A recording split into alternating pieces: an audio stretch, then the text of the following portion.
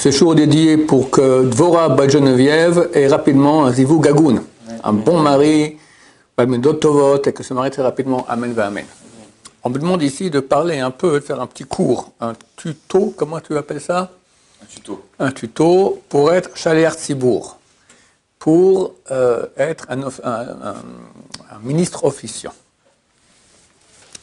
C'est une très bonne question, parce que la majorité des ministres officiants valent rien, font des erreurs catastrophiques, et dans les pays où il y a moins de Torah, comme la France, c'est encore pire. Ok, alors, la vérité, jusqu'au Shema Israël, non, on va dire jusqu'au Kaddish de Yotzer, de Barechou, on n'a pas trop besoin du Shaliach Tzibour, d'accord? On commence au doux, il y a un qui lit. Il ne faut pas le dire trop vite, les gens sont très pressés. Shulchan Aruch dit qu'il est comme quand on compte des pièces. Bon, tu ne comptes pas 1, 2, tu comptes 1, 2, 3, 4, 5, mais pas non plus 1, 2, 3, 4, 5, d'accord? Normal. Surtout que ce sont des versets extraordinaires. Dans Soukot Zimra, on lit les derniers chapitres des Tehillim, écrits par le roi David. C'est une valeur énorme. Je vais raconter que si quelqu'un est en retard, il faut savoir ça, c'est très important de commencer la Hamida avec tout le monde. Un problème qu'il y a ici à la Yeshiva. Les gens prennent leur temps. C'est bien d'un côté, mais il faut commencer la Hamida avec tout le monde.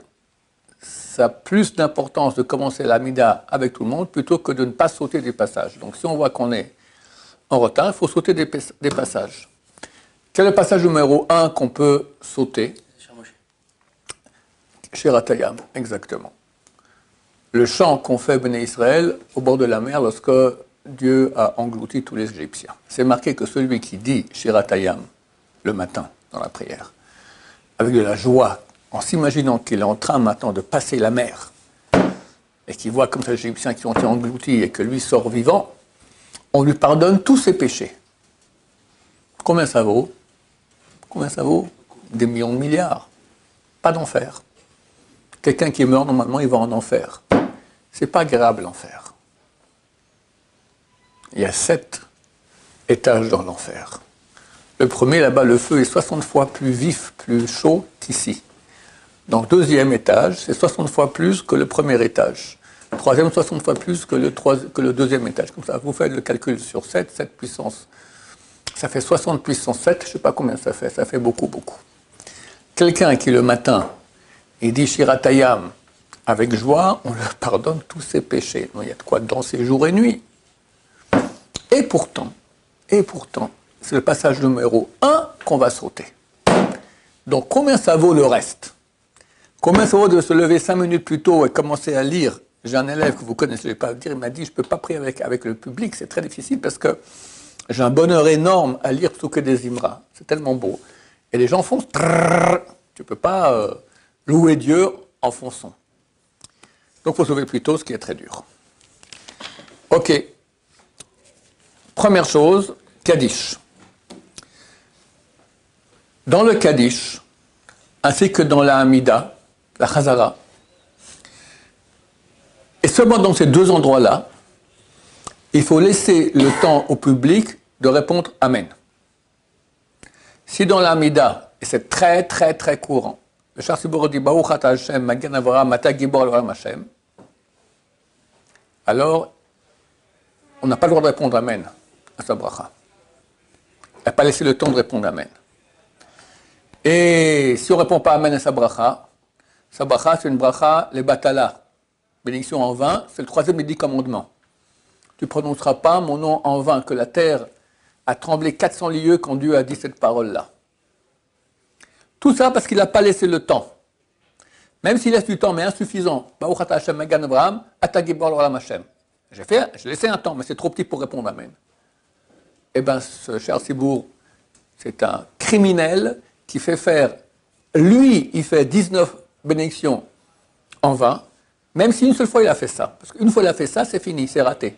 S'il n'y a pas 9 personnes qui répondent Amen à la bracha qu'il a fait, en sachant à quelle bracha ils répondent Amen, sa bracha est une bracha les batala. bénédiction en vain. Maintenant, vu qu'il n'a pas laissé le temps de répondre Amen, même s'ils ont répondu Amen, ce Amen n'est pas valable. Et dès lors, on n'a pas répondu Amen comme il faut à sa bénédiction. Donc il a fait une bénédiction en vain. Même s'il fait après, il fait les 18 autres. Les 18 autres bénédictions, il les fait parfait. Mon cher ami, il n'y a pas 18 bénédictions, il y en a 19. La première, tu l'as ratée, tout le reste, c'est fichu. Qu'il a raté la première, qu'il a raté la deuxième, qu'il a raté la huitième, qu'il a raté la dernière, d'accord? On ne pourra pas les refaire. On ne peut pas refaire une bénédiction. Bénédiction qu'on a ratée, c'est raté. Donc c'est super important que quand il finit la bracha, il laisse le temps de répondre Amen. Cela est écrit clairement, vous pouvez voir dans Mishnah Berurah Siman 124, il en parle, et il hurle là-dessus, parce que c'est vrai que c'est un problème très très répandu. Ce problème, il est répandu, moi j'ai vu, moi j'ai pris dans des synagogues orthodoxes, des gens noirs orthodoxes qui sont censés savoir, c'est très courant aussi. Dans le Kaddish, même chose. Dans le Kaddish, alors il n'y a pas de problème de dire une bénédiction en vain, mais dans le Kaddish, il faut répondre, il faut laisser le temps au public de répondre Amen. Donc tu dis Tkadal vit Kadash, Shemei Rabba, tu attends qu'on réponde Amen. Balma divra chirute, etc., etc. Laissez le temps de répondre Amen. Ok, faire attention à cela. It gadal veit kadash. Dans it gadal, il y a un G, un G. Et dans it kadash, il y a un Q. Et pas it kadal veit gadash. Que les gens font le contraire. Bien faire, ou bien des fois it kadash, it kadal veit kadash. Tu as fait les deux avec un Q.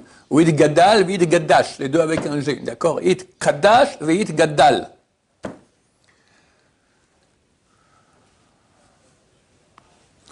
Je rappelle qu'en hébreu, il n'y a pas de liaison. Ça n'existe pas.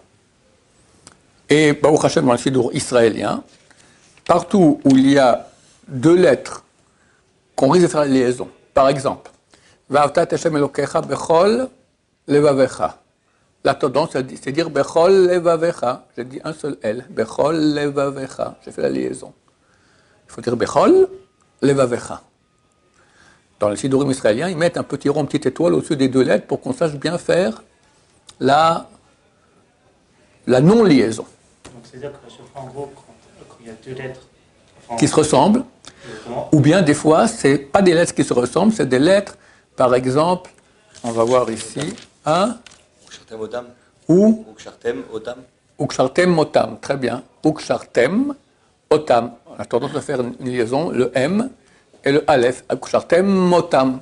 Donc c'est-à-dire qu'à chaque fois, il faut marquer un petit temps pour... Exactement, Ukshartem Otam. Attends, des fois, hein, ça c'est dans les Psukim des Imra, il y a des choses que si on fait la liaison, ça devient très grave. Shabri, Yerushalayim, et Hashem. Lou, Jérusalem, et Hashem. Si je fais la liaison, Shabri, Yerushalayim, met. C'est quoi met? Il est mort. Lou, Jérusalem, Dieu est mort. C'est beau de louer comme ça. Yerushalayim, met. Yerushalayim, et. Compris? C'est un cours intéressant, merci. Je suis bien content de pouvoir dire toutes ces choses-là. Ok. Après, donc on commence Yotzer, et là vient le Shema Israël. Bon, on va parler comme un peu du Shema Israël. C'est pas Shema, c'est Shema. Shema, c'est un Shema.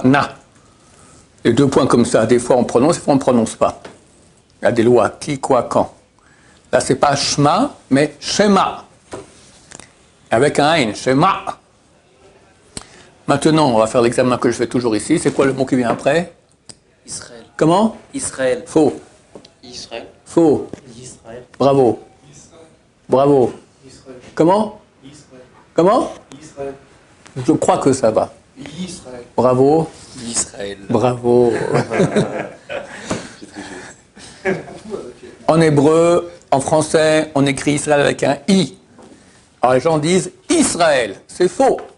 Israël, en hébreu, c'est écrit avec un Yud. Alors si tu dis Israël comme en français avec un I, ça sera avec un Aleph. C'est un Yud, c'est un Y. Donc il faut dire Yisraël. Israël. Yisraël. Israël. Voilà. Toute la tefila, en fait. Hein? Toute la tefila. Mais au moins... Le Yud, D'accord, mais quand tu dis Shema Israël comme une vache espagnole, c'est quand même un problème plus que le reste. C'est de la Torah, Shema Israël. C'est quoi la différence, Rabbi? C'est la même chose. En soi, à la fin, c'est le même mot, non? Non, c'est pas le même mot. C'est quoi Israël et Comment tu t'appelles, toi? Noam. Noam. Noam. C'est comme je t'appelle, moi, je sais pas moi, quelqu'un t'appelle Naom. Toi aussi, non, tu me diras. Mais Rav, C'est pas la même lettre. C'est pas la même lettre. Il y a un Yud et t'en fais un Aleph. Shema Yisraël, pas Shema Israël. Alors, j'espère que Dieu est indulgent et comprend que les Français, ils ne savent pas lire et il fait passer. D'accord? Mais ça ne veut pas dire que tu dois compter là-dessus. A priori, il faut prononcer comme il faut bien. C'est marqué que celui qui prononce bien le Shema Israël, on lui refroidit l'enfer. On a parlé auparavant qu'il faisait chaud là-bas. Compte-moi un ventilateur. Sympa? Non? Ça vaut la peine? Hein? C'est mieux de ne pas y aller, je suis d'accord avec toi.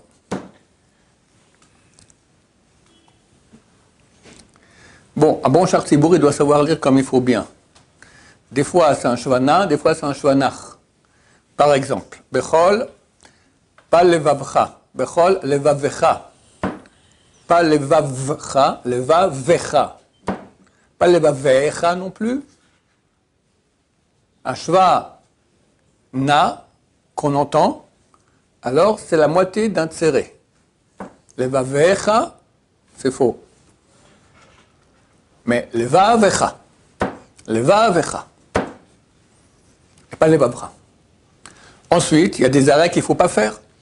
Ve'avta, ça faut en parler de ve'avta. Comment tu dis? Attendez, une seconde. Le premier mot, Ve'afta.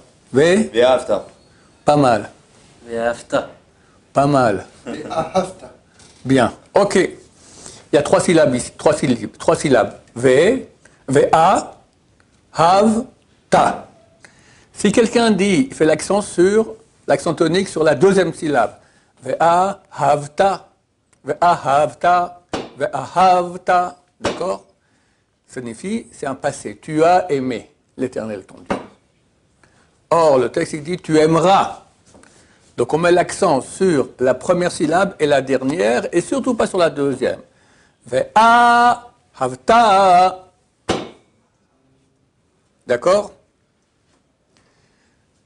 Bechol levavecha, pas faire la liaison entre Bechol et levavecha, etc. Après, on a au Bechol levavchem. Levavchem, c'est un shva nach, on ne l'entend pas, c'est pas levavchem. Levavchem. Ok? Bon, etc.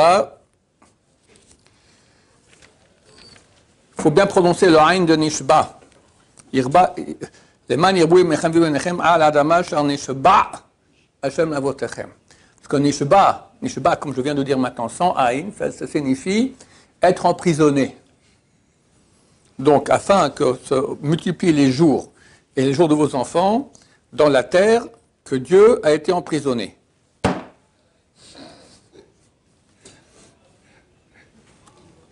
faut dire nishba avec un aïn.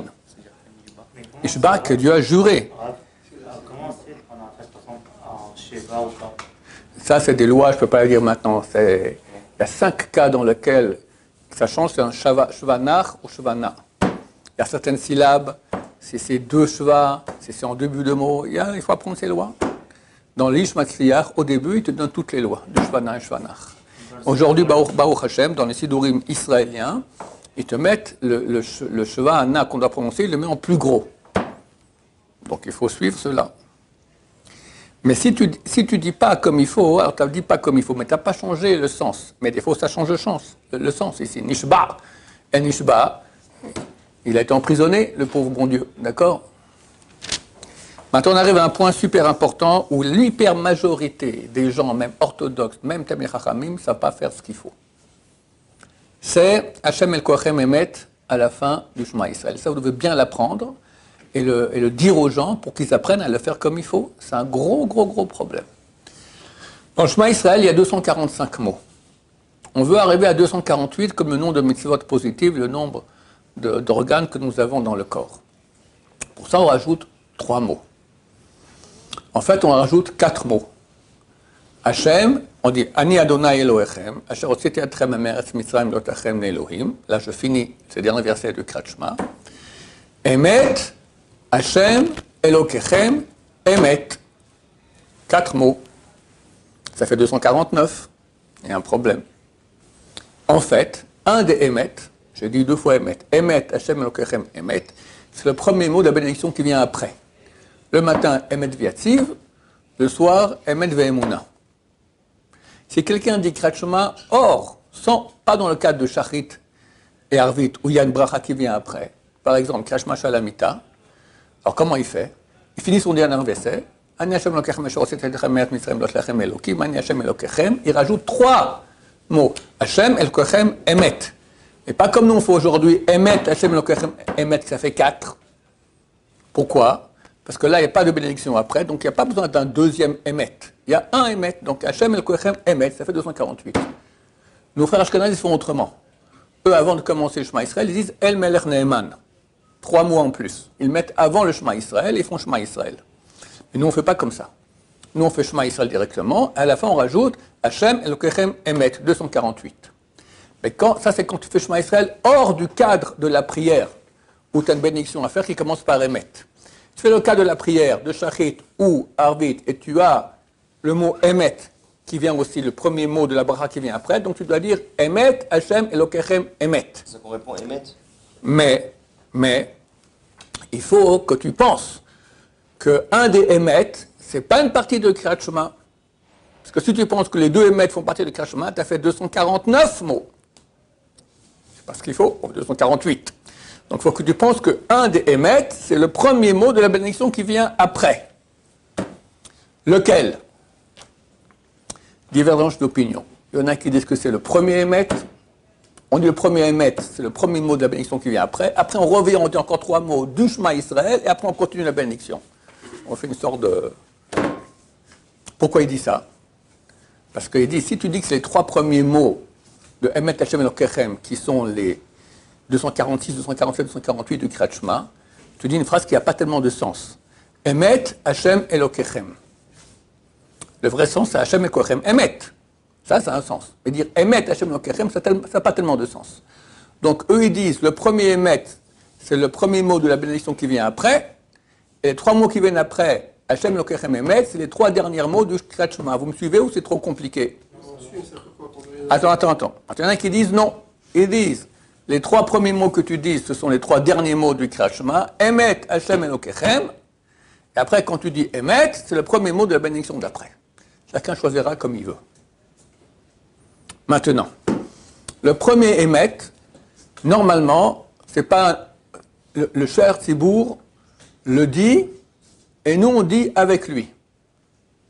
C'est-à-dire, si j'ai fini après cher Tzibour, alors c'est moi qui dira Emet, Hashem, Elokechem, Emet, et un des 2 Emet sera le premier mot de la bracha d'après. Si je suis en retard, mais si je finis avec cher Tzibour, ou même avant, alors je m'arrête dans le verset avant. J'attends qu'il arrive là-bas, et après je finis avec lui. Ani Hashem Elokechem Asher hotziti atchem me'eretz Mitzrayim lotachem le'Elohim. Ani Hashem Elokechem. Et là, le cher Tzibour s'arrête, et tout le monde répond Emet en même temps. Et après, le cher Tzibour doit penser rendre quitte, tout le monde se tait. Le cher Tzibour doit penser rendre quitte, tout le public, avec les mots Hashem Elokechem Emet. Donc il doit d'abord penser rendre quitte, deuxièmement il doit prononcer bien, pas Hashem Elokechem Emet, qu'on n'entend rien du tout. Hashem Elokechem Emet. Mais c'est-à-dire que le Tzibour après, il n'y a pas besoin de répéter ces mots-là. Non, alors là, si le cher Tzibour, il a pensé rendre quitte le public, et le public a pensé être rendu quitte, ça c'est le top, c'est comme ça qu'il faut faire. Donc je répète comment on fait, après je vais expliquer. On finit avec lui le dernier verset, après tout le monde dit Emet, après cher Tzibour dit Hashem Elokechem Emet, en pensant rendre quitte le Tzibour, et le Tzibour doit penser être rendu quitte par lui. Et après le Tzibour continue, Viatziv Venachon Nakav, il ne va pas répéter Ve'emet, Viatziv Venachon ou Ve'emuna. Il manque un Emet ou chez Tzibour? Cher Tzibour, quand tout le monde répond Emet, il répond aussi lui Emet. Ah ouais? Bien sûr. Le premier Emet, tout le monde répond. Lui et tous. Après, il répète Hashem Elokechem Emet, lui tout seul, ou pense nous rendre quitte. Mon Rav m'a dit que lui, il dit ça tout seul. Parce qu'il est très rare qu'on puisse compter sur un Shar Tzibour qui sait ce que je viens de vous dire maintenant. Ils font n'importe quoi, et vu que c'est n'importe quoi, on n'est pas rendu quitte. On n'a pas les 248 mots du Kretschma, c'est très très dommage. Donc le top, c'est de le faire tout seul. Si, comme on a ici à la Shiva, il y avait Eliaou, et maintenant il y a Binyamin, je vous dis, c'est les seuls sur qui je compte. Qu'eux, ils savent ça, et le font, on entend bien, c'est bon. Il faut savoir ça. Alors vous serez délégués maintenant, plus la vidéo, que les gens apprennent à rendre quitte comme il faut bien, Shamia Kochem Emet, du public. J'ai pas compris par rapport à la Kavana, ça veut dire que le Shayar Tzibour, il dit Emet, Hachem Elokechem, il doit avoir la Kavana du schéma, et le dernier Emet, il doit avoir la Kavana de Regarde, Gemuna. il y a la Kavana qu'il a lui, et il y a ce qu'il doit faire maintenant pour le public. Le plus important, c'est pour le public. Il dit Emet avec tout le monde, après il dit Hachem Elokechem Emet en pensant rendre quitte le public. Ouais, 249. C'est tout. Non, parce que le dernier Emet ou le premier Emet, lui va penser que c'est le premier mot de la bracha qui vient après. Ah, donc oui. Comme il veut. Comme il veut. J'ai parlé une fois avec mon rab, un autre rab, je lui ai dit, mais normalement je ne peux pas rendre quitte quelqu'un avec une kavana contraire. Que moi je pense que le premier Emet c'est de la bracha, lui pense que le premier Emet c'est Kretschma. Il m'a dit, ne rends pas le travail trop difficile au public. D'accord, c'est déjà compliqué comme ça.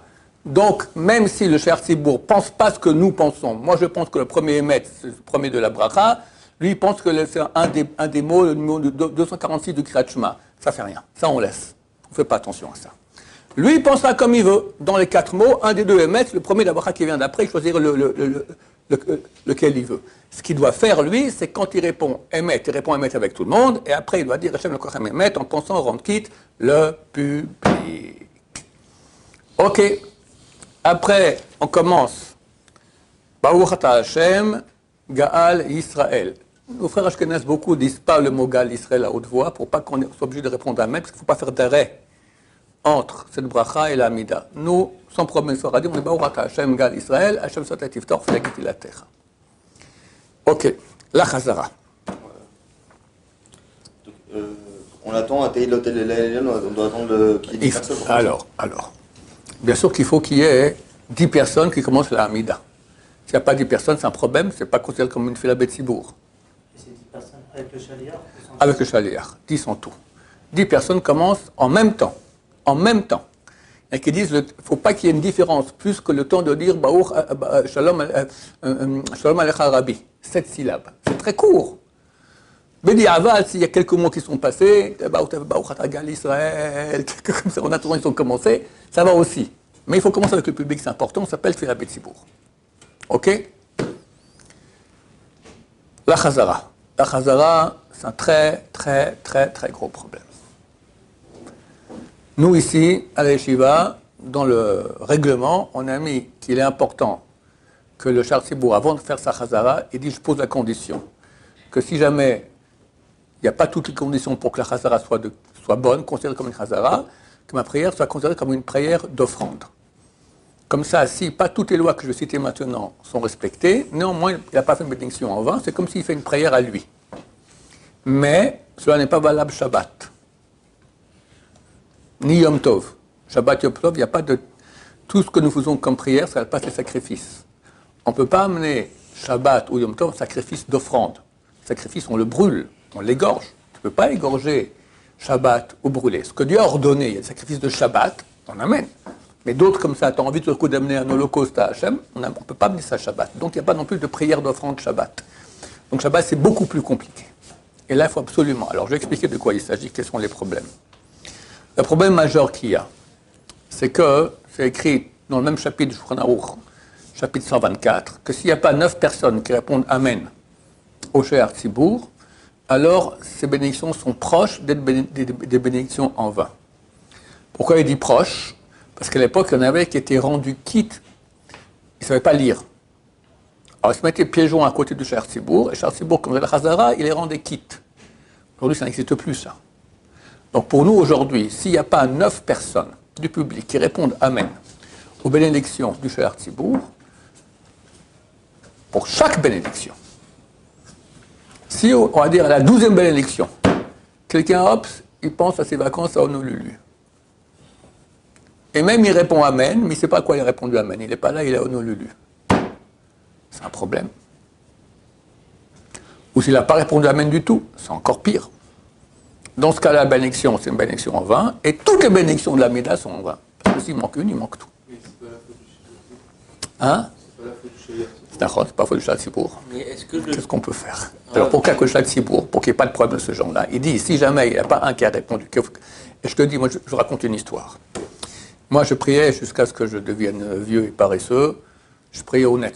Des dizaines d'années, j'ai prié au net. Dans un minyan de super religieux. Et comme vous savez, je prie lentement. Alors, je prie lentement, puis à un moment, c'est la Chazara, je vais au même rythme que Shahar Tzibur, je suis avec lui. Mais je fais ma propre Amida. Tout à coup, il s'est embrouillé. Il ne sait plus où il était. Quel bracha. Je trouve mieux de ma Amida, moi je savais exactement, j'étais avec lui. J'aurais dû aller, j'ai le droit de marcher, lui montrer, mais j'ai oublié, je ne pensais pas que je pouvais marcher, j'ai oublié que je pouvais marcher, aller lui montrer. Le pauvre, il a repris un autre endroit, il manquait une bracha, donc tout ce qu'il a fait, c'était nul. Mais ce qui m'a super étonné, il y avait peut-être 20 personnes là-bas dans le minyan. Personne ne savait à quel bracha il était. Personne n'a su lui dire. Ça veut dire que quand il fait sa chazara, le public ne sait pas à quoi répondre Amen. Ils ne savent pas, c'est un gros problème. C'est rare, je vous dis, c'est rare qu'il y ait 9 personnes qui répondent comme il faut bien Amen, en sachant à quoi. Les gens, ils ont un manque de concentration. Et commence à penser à autre chose, et c'est un problème. Donc ça vaut la peine extrêmement que Shahar Tzibur, avant de commencer sa Mida, en tout cas quand on peut s'arranger, c'est-à-dire les jours qui sont des jours de Chol, ni Shabbat ni Yom Tov, qui pose la condition que sa bracha soit considérée, que sa prière soit considérée comme une prière d'offrande, pour en cas où il n'y a pas eu 9 qui ont pensé ce qu'il fallait penser, ce ne soit pas considéré comme une bénédiction en vain. Ça, c'est un des problèmes qu'il y a. Deuxième problème qu'il y a, celui dont j'ai parlé ce matin, c'est qu'il fait une terminaison longue de la bénédiction, comme le font nos chers frères marocains. Les Marocains, Baruch Hashem, c'est une communauté extraordinaire qui a tenu, je crois qu'il n'y a presque aucune communauté d'exil qui a tenu aussi bien leurs coutumes jusqu'à aujourd'hui. Mais ils aiment bien chanter. Ils aiment bien chanter, les Tunisiens aussi. Ils aiment bien chanter. Et tu verras que tous, ils te font Baruch Ata Hashem Magen Avraham. C'est très joli, mais c'est un gros problème. Pourquoi? Vous verrez. La majorité du public répond Amen avant la fin de la bracha. Donc ils ont répondu Amen à quoi? Magen Avraham. Tu connais toi Avraham? Avraham Avinu. Ça ne marche pas. Mechayeha metim. Avant qu'il dise le hymne, avant qu'il ait fini, tout le monde a répondu Amen. Ça ne vaut rien du tout. Et vu qu'il n'y a pas 9 personnes qui ont répondu Amen comme il faut bien, ça bacha bacha le batala, et toute la mida ne vaut plus rien. C'est très très dur. Combien j'en ai eu comme ça que j'aurais dit? C'est une habitude d'enfance. C'est très très dur pour eux de faire court, dire Magen Avraham. Mechaye, vas-y chante, Mechaye Hametim. Il faut finir vite avant que les gens répondent Amen. C'est super important, en vrai, c'est une grande catastrophe. Une catastrophe de catastrophe. Qu'est-ce qu'on fait, nous, quand il y a un minyan pareil? Tu fais quoi? Moi, ce que je fais, c'est que on peut faire comme ça, c'est écrit. Tu dis le verset à la fin de chaque bracha, tu dis Baruch Adonai Laolam Amen ve Amen. C'est un verset de Tehillim. Et tu penses que le deuxième Amen, le ve Amen, c'est aussi le Amen de la bracha. Alors que tu as un doute si on peut répondre Amen ou pas, tu fais comme ça, c'est valable.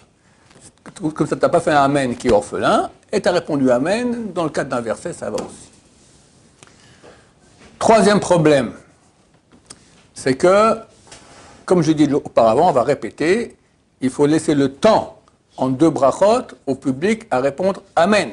Si tu as repris avant que la majorité du public ait répondu Amen, tu as eu trop peu de temps, c'est Bachal Batala aussi, ça ne va pas. Voilà. Quoi dire encore? Oui. Je voulais vous poser une question par rapport à Kaddish. Pour Kaddish, il faut qu'il y ait 9 qui répondent ou juste la présence de 9 personnes, c'est bon? Ça va. S'il y a 10 personnes présentes, mais on a 6 qui répondent, ça va. Moi, c'est par rapport, enfin, pendant la Khazara, on vous avait dit 9. Sinon, Ouais. Si le Shaliach Tzibour, il voit qu'il y en a un qui répond pas, est-ce qu'il a le droit de se couper dans la Khazara et de dire il faut répondre et après, Non, on peut parler. Mais... Je peux lui faire signe comme ça. Ça, on peut. Parler dans la Mida, on ne peut pas. Mais faire des signes, s'arrêter, lui expliquer, tout, taper. Voilà. Maintenant, il y a des gens, Baruch Hashem, qui prient lentement. Prient lentement, c'est-à-dire qu'ils sont en relation avec Hashem. Et d'habitude, ils ratent la Kedusha. La Kedusha, c'est un très grand moment. Le Midrash dit que Dieu dit, j'ai pas de moment que j'aime plus que celui où mes enfants lèvent les yeux vers le ciel et disent Kadosh, Kadosh, Kadosh. Chose très très grand. Et celui qui fait la Amida lentement, il rate ça. Et s'il fait sa Amida vite, il va rater sa Amida. C'est un problème. Ce que je fais moi d'habitude, c'est que je vais après écouter la Kedusha à un autre endroit. Je prie un endroit où il y a beaucoup de minyanim, j'ai fini, je vais essayer d'écouter la Kedusha à un autre endroit. Ici à l'Yeshiva, il n'y a pas d'autre endroit. Qu'est-ce qu'on fait? Ça fait partie de notre règlement. On demande au Shaliach Tzibour que quand il fait de la Kedusha, il pense rendre quitte tous ceux qui sont encore dans leur Amida. Et c'est valable. Mais il y a deux conditions à cela. Trois conditions. Un, qui pense rendre quitte les gens qui sont dans l'Amida. Celui qui est dans l'Amida doit s'arrêter et pense être rendu quitte en écoutant sa Kedusha. Et troisième, il faut qu'on puisse l'entendre, la Kedusha. Parce que très souvent, tout le monde répond Kadosh, Kadosh, Kadosh, et ça va, on ne l'entend plus. Alors, soit il attend que tout le monde réponde après répond, ou il crie très très fort puisque tout le monde, on l'entend bien. Moi, par exemple, à Yom Kippour, ça fait peut-être 20, 30 ans, j'ai un ami français juste à côté de moi. Quand il répond Kadosh à Yom Kippour, c'est les murs qui tremblent, d'accord? Très très fort. Je n'entends pas tout le Shaliach Tzibour. Je suis très loin de lui d'ailleurs. Alors lui, juste à côté de moi, il hurle Kadosh, Kadosh, Kadosh pour me rendre quitte. Ça va aussi. Pas besoin, c'est forcément le Shaliach Tzibour qui me rend quitte. Quelqu'un à côté qui me rend quitte pour la Kedusha. On fait comme ça. Donc faire attention à cela. Voilà. Autre chose encore, des questions? Bon, qu'Hachem nous aide à être des bons Shaliach Tzibour et à avoir des bons Shaliach Tzibour. Baruch Adonai, l'olam, amen, va amen.